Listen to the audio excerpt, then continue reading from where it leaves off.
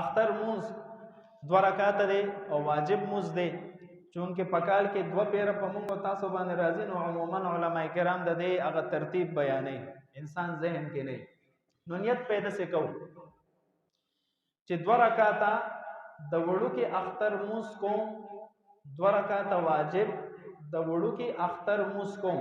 په دې حاضر وخت په دې امام پس خاص خدای تعالی الله اکبر دا نیت شو خدا الفاظ څوک نشي ویل نو دا دی وای چې نیت می د دې حاضر امام پس مونږ اصل د ټولو مقتدیانو نیت کوو نو بس نیت می بده حاضر امام پس الله اکبر چې وشي اغه نه پس با امام با سبحانك اللهم وبحمدك مقتدیان به هم سبحانك اللهم وبحمدك ثنا به وای چې ثنا ویلا بیا به امام درې زوائد تکبیرات کوي الله اکبر لاس په اوچت کو وګونو لبا اورسو بیا به لاس ځوړن پرېږدو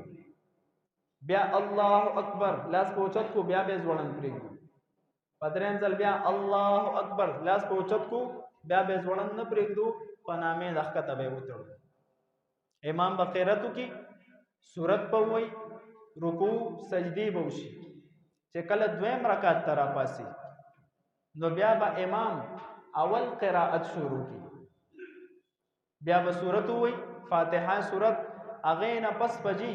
سورت ختم شو نو الله اکبر وو کی درې زوائد تکبیرات په بیا کو نو لاس په اوچتو او بیا بلا ځوړن پرېږدو